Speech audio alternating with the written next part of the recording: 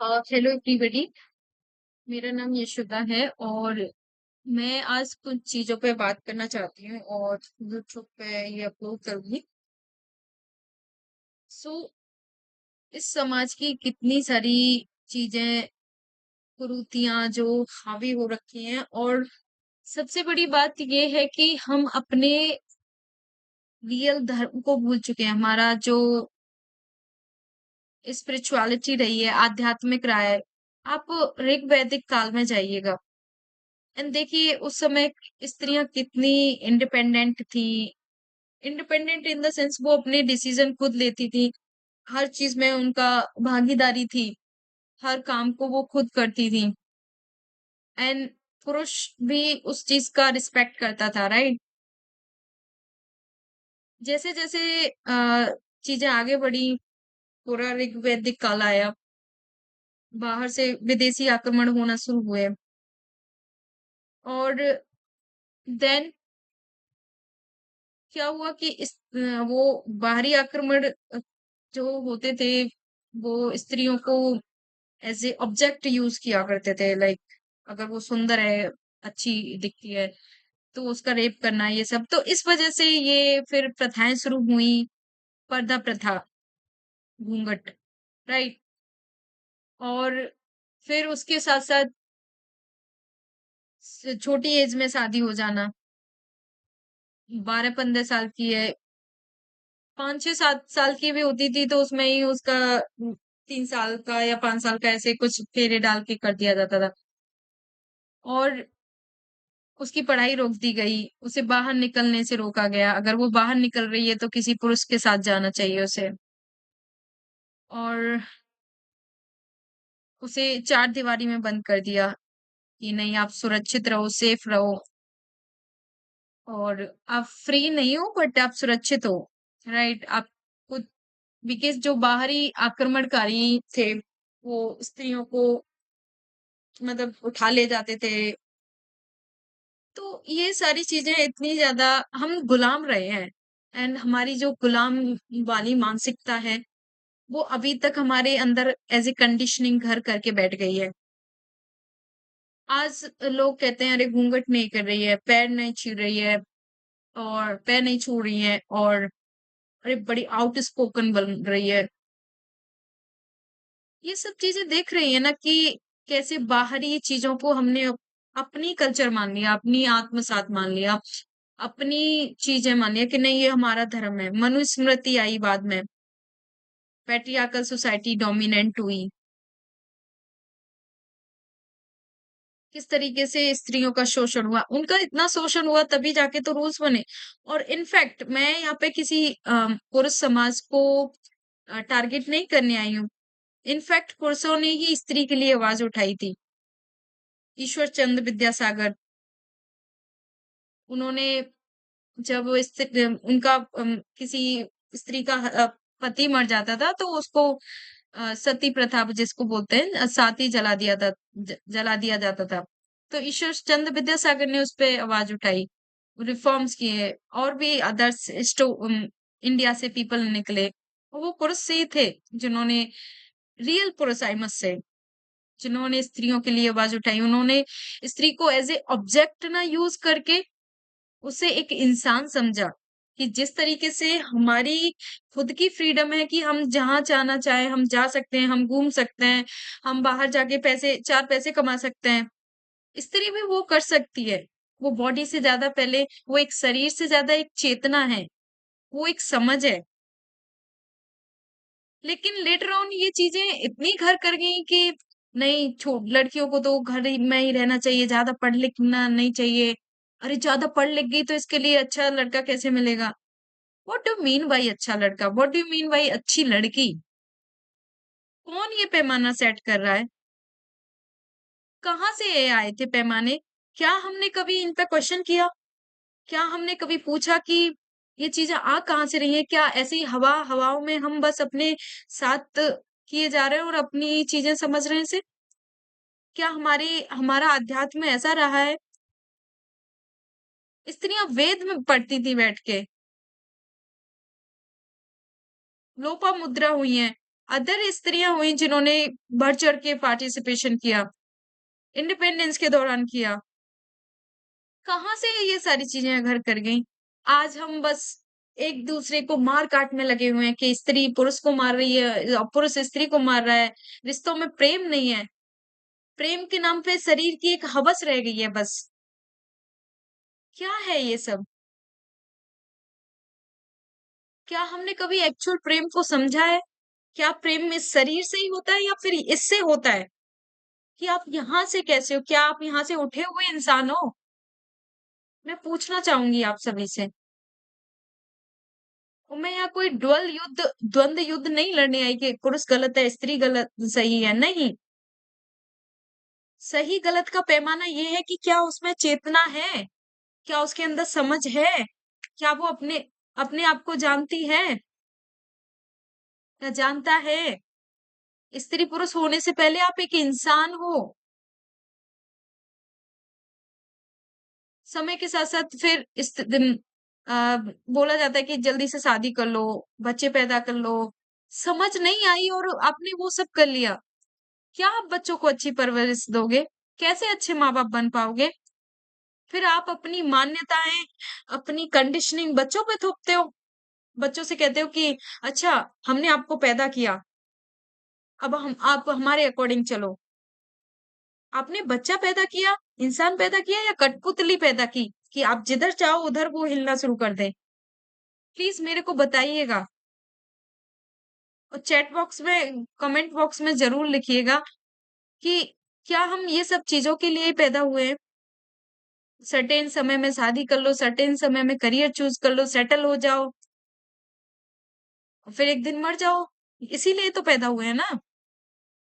क्या हम एक थप्पा लेके पैदा हुए हैं कि यस एक सर्टेन एज में आके शादी कर लेनी है, बच्चे पैदा कर लेने हैं, फिर उनको पढ़ाना है, फिर अपनी लाइफ खत्म करके निकलना है। यही है क्या ज़िंदगी का सार?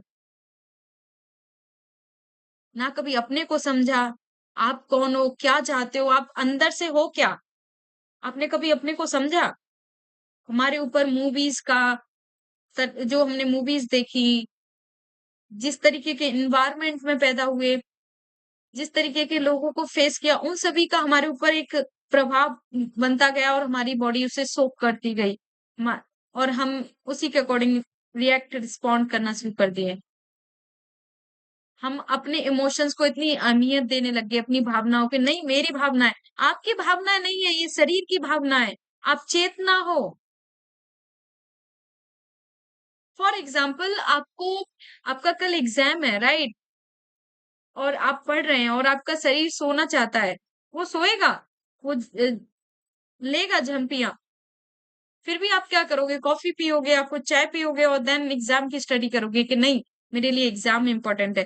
तो ये क्या चेतना ही तो है, जब आप सोच पा रहे हो कि नहीं, अभी मुझे सोना नहीं है, मुझे काम करना है अपने ऊपर। यही है ना चीज़ें।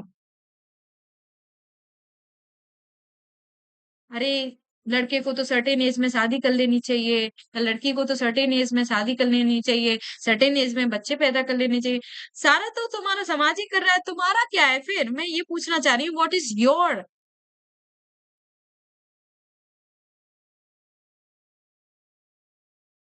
माँ-बाप होने के नाते तुम बस अपनी अपनी खुद की कंडीशनिंग, भावनाएँ जो आप नहीं कर पाए वो बच्चों पे थोप देते हो और बच्चे सुसाइड कर रहे हैं। वो जब आपके ड्रीम पूरा नहीं कर पाते तो फिर आप उन पे टॉर्चर करते हो, मेंटली टॉर्चर करते हो। फिजिकली भी टॉर्चर देखा गया है। इंडिया में तो बहुत कॉमन है। ये सब क्या है? हम अपने माँ-बाप को क्यों नहीं समझा पा रहे? हम अपने आप को क्यों नहीं समझा पा रहे कि ये शादी और ये सारी चीज़ों से पहले आपकी चेतना है, समझ है, सोच है, सही क्या है, गलत क्या है, ये आपके अंदर से आना चाहिए, ना कि बाहरी पैमाने आपको बताएँ। आपको बाहरी पैमाने आके बताते कि अच्छा ये सर्टेन टाइप ऑफ ये विशेष प्रकार के तौर तरीके अच्छे हैं और ये इस तरीके के तौर तरीके गलत हैं। क्यों? गलत सही क्या है? कौन ये पैमाना भेज के भेजता है? नाम बताओ उस पर्सन का।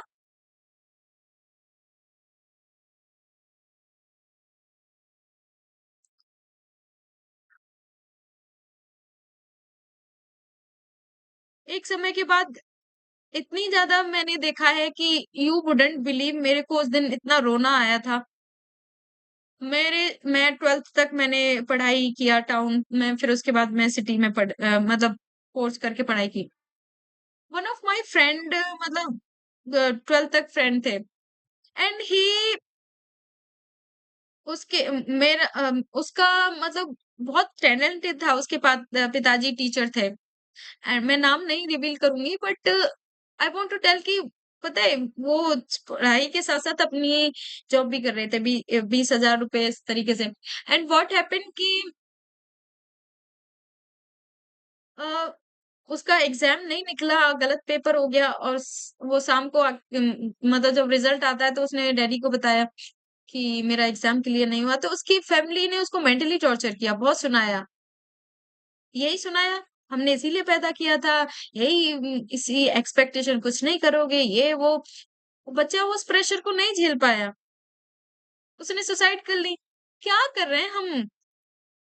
ये बेचैनी इतनी क्यों है कि हम दूसरे की एग्ज़ाम ज़्यादा इम्पोर्टेंट है कि दूसरे की लाइफ़ इम्पोर्टेंट है? हम इंसान को एज़ ए कीड़ा यूज़ कर रहे हैं कि हाँ, ठीक है, मर जाओ। क्यों बच्चे पैदा कर रहे हो? फिर तुम उसकी उसके वो अपना कुछ नया करना चाहता है, वो न इन ढर्रों को तोड़ना चाहता है या चाहती है। क्यों उस पर मेंटली प्रेशर बना रहे हो? मेरा ये क्वेश्चन है आप सभी से। और पता है आज इंडिया की क्रिएटिविटी क्यों मर रही है? और मर चुकी है मोस्ट पूरी, खोखला हो गया इंडिया। ये इसी कि हाँ, वर्मा जी के बेटे ने ये कर लिया या शर्मा जी की बेटी ने ये कर लिया, तुम भी उन्हीं के जैसे बनो। नहीं बनना है मुझे उसी के जैसा। एक आम का पेड़ से बोला जाए कि नहीं, तुम कटहल का पेड़ बन जाओ या फिर नीम का पेड़ बन जाओ, वो बहुत औषधि दायक दायक है। नहीं बन सकता भाई, मेरा खुद का एग्जिस्टेंस है। मैं आम का पेड़ हूँ तो मैं आम ही दूंगा। तो आप जो हो उसी पे काम करके आगे क्यों नहीं बढ़ सकते? हम अपनी चीजों को जान के क्यों उन पुराने ढर्रों को नहीं तोड़ सकते? क्यों सरकारी जॉब इतनी इंपॉर्टेंट हो गई कि जिसमें बच्चा पिस रहा है, उसका मन नहीं कर रहा है, फिर भी उसी में पीसे जा रहे हैं उसको। जा सरकारी थप्पा लेके आ, और हमें यहाँ अपने वो गंदे नाली के कीड़े समाज है, उसको दिखाना है। देखो हमारे बेटे ने ये कर दिया, सरकारी नौकरी लग गई। यही करना है ना?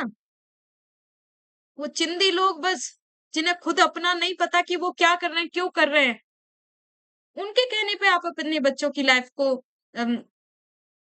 खत्म कर रहे हैं। किस तरीके के माँ-बाप हो आप?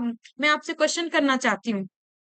मैं आपसे पूछना चाहती हूँ, क्या थोड़ा-सा भी प्रेम नहीं है आपको अपने बच्चों के प्रति? आप प्रेम-प्रेम बोलते हो, आप प्रेम का पी भी समझते हो क्या? पा भी समझते हो क्या? प्रेम का मतलब होता है फ्रीडम, आज़ादी। उस बच्चे को आज़ाद होने देना कि हाँ, करो, गिरो आप, गलती करो, हम पीछे खड़े हैं आपके लिए। ये क्या कि तुम अपनी खुद की उपेक्षाएँ, आशाएँ उस पे थोप दो और उसके ऊपर बैग डाल दो आशाओं का, और वो झुक जाए बेचारा, बेचारे कुछ भी नहीं कर पाए। ये जो यंग एज मिली है ना, वो कुछ बेटर करने के लिए मिली है, इस दुनिया को अच्छा करने के लिए मिली है। आज इतना सब कुछ बुरा क्यों है? हम सोचते हैं अरे हम तो बेस्ट पेरेंट्स हैं, हम तो इंडिया के सबसे अच्छे पेरेंट्स में आते हैं। अगर तुम अच्छे पेरेंट्स होते, अच्छे माता-पिता होते, आपको अच्छी तरह से बच्चों का पालन-पोषण करना आता, तो आज इंडिया की जो हालत हो रही है ना, वो नहीं हो रही होती। एवरी मिनट, प्रत्येक मिनट बच्चा सुसाइड कर रहा है। हमारी जवानी सुसाइड में जा रही है हमारे बच्चों की, हमारे दोस्तों की। पूछो उन बच्चों से जाके कि बस उस चिंदी नाली के कीड़े समाज की वजह से तुम उनकी बच्चों की लाइफ छीन रहे हो। उनकी खुद वो क्या करना चाहते हो उनसे नहीं पूछना चाहते तुम। और फिर कि हाँ, हम बीमार हैं और हम हमारे ऊपर बहुत तरह का दर्द है, लोग ताने बोल रहे हैं। ऐसे ही झुकता रहेगा समाज तो कुछ नहीं हो सकता है इंडिया का, और होने वाला नहीं है। गर्त में जा चुका है इंडिया। विदेश इतना फ्लरिश क्यों कर रहा है? वहाँ आज़ादी है। वहाँ माता-पिता अपनी आशाएँ और बेफ़ालतू के वो कीड़े समाज की चिंदी बातें बच्चों पे नहीं थोपते हैं। खुल के जीने देते हैं, एक्सप्लोर करने देते हैं, जानने देते हैं। उन्हें एक पैमाना, एक स्क्रिप्ट नहीं दे दी जाती है कि जाओ और अब इस स्क्रिप्ट को फॉलो करो तो तुम हमारे अच्छे बच्चे हो, नहीं तो हाथ से निकल गए बच्चे हो। यही है ना आपका समाज?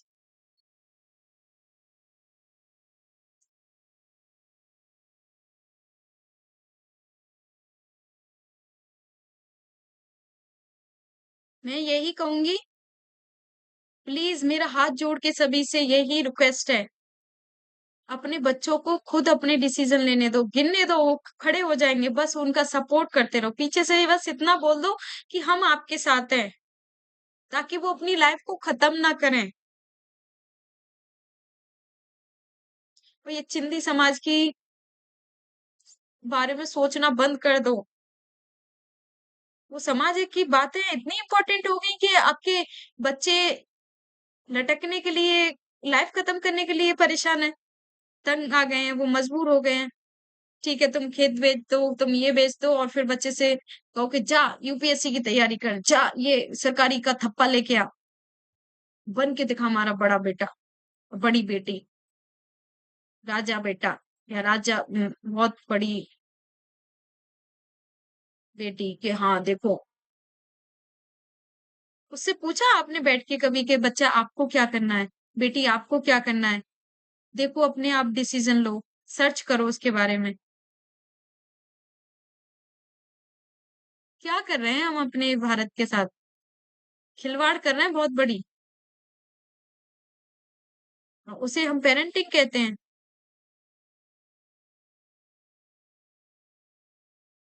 बहुत दर्द होता है मुझे अपनी इंडिया को ऐसे मरते हुए देखते हुए।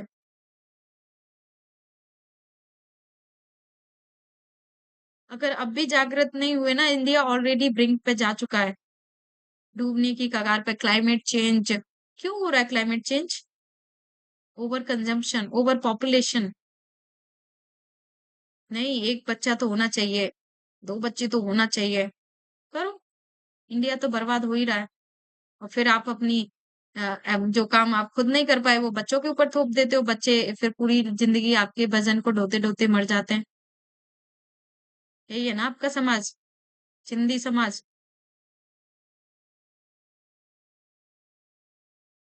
Please think about it.